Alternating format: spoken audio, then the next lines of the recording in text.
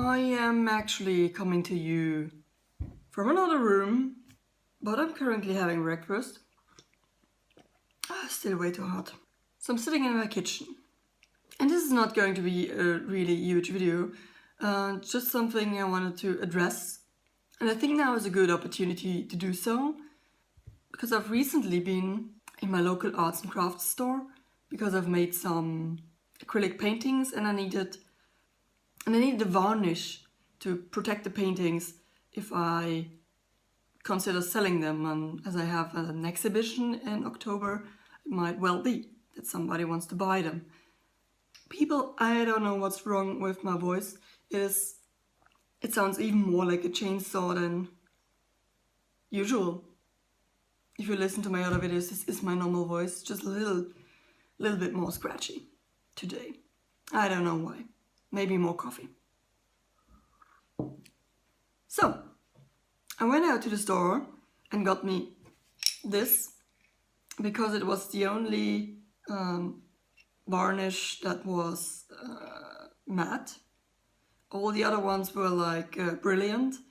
Somehow I hate it if you finish off your paintings with a brilliant varnish, because you always have the reflections from the light on it, and I hope to minimize this with the matte furnace.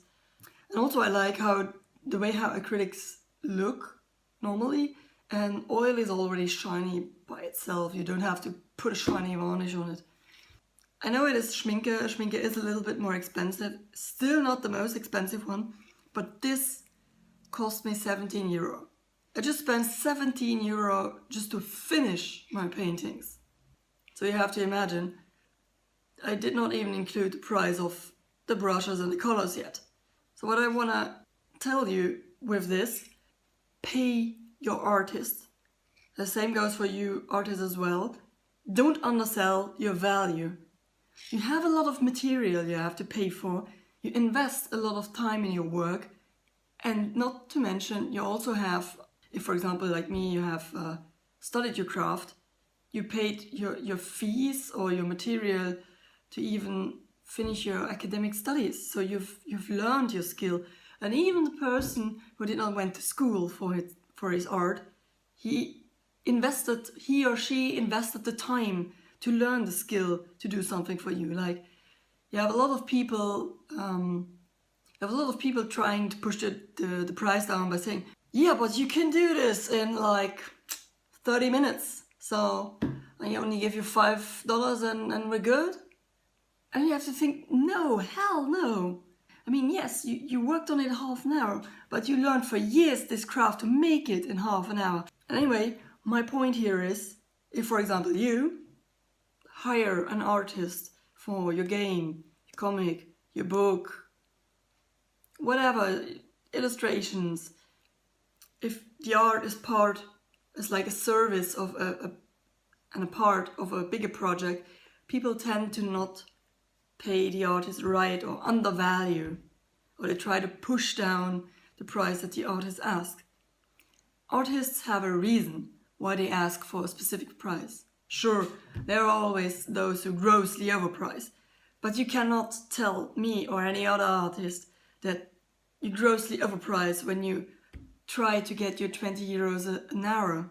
I don't think that's grossly overpriced. I've seen people who charge 120 an hour, illustrators who charge 120 euros an hour, and they get jobs. I think that's grossly overpriced, but seems like people want that style and she gets it. And well, and also to you, younger artists. There's so many people who undervalue their work, and they are running around like offering full character images for like 5 euro, because they know they would scare the possible client away if they're like, dude, I'm gonna need to charge 20 euros an hour for this. Somehow I get the feeling that on the internet, everybody is trying to, do you call it outbuy everybody else? Like, they want to offer their services for 1 euro less so that they get picked, so that they can get the job. And if you do that all the time, people are getting used to the fact that they can have a full character illustration for 5 or 10 euros. A character illustration where you maybe worked like 6 or 7 hours on, or even more. Just do the math. If you have something that you have several hours of work into it, and you get like 5 or 10 euros, what's your hourly pay? That's not right. You should at least be able to have an even scale or put something on the side. And don't come to me now with, yeah, but I can ask a digital artist to make something for 5 or 10 euro because they don't have to invest in any material. They don't need material. They don't need paper and colors and I don't know what. They need material too. This week, I bought me a Cintiq to have better digital work. And I want to be able to create good work for my clients. So I have a cheap one, and the cheap one, it's working, but I'm losing a lot of time with little problems, with little driver issues and all this stuff. So imagine, these are 1,000 euro gone. You have your computer, 1,000 euro gone. You have every time you work with those things, they eat a lot of energy. Electricity bills you have to pay. So even if you don't use paper, pen, colors, you still have to pay for your initial workplace. You have to pay for your licenses of the programs you're using. So I guess this video is getting quite long anyway. If you have a topic that's interesting to you, you just ramble on and like you try and get rid a little bit of this frustration of this pricing understanding that we are cultivating in the internet. It's just not right. If you want to have artists in the future, you have to make it able for them to survive on their work. And yes, the artist has to be good enough to be worth the value. I get it.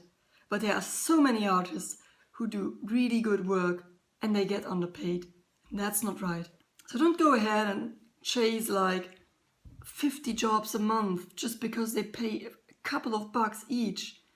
You don't have to become rich with art, but you should be able to live with the money your job generates.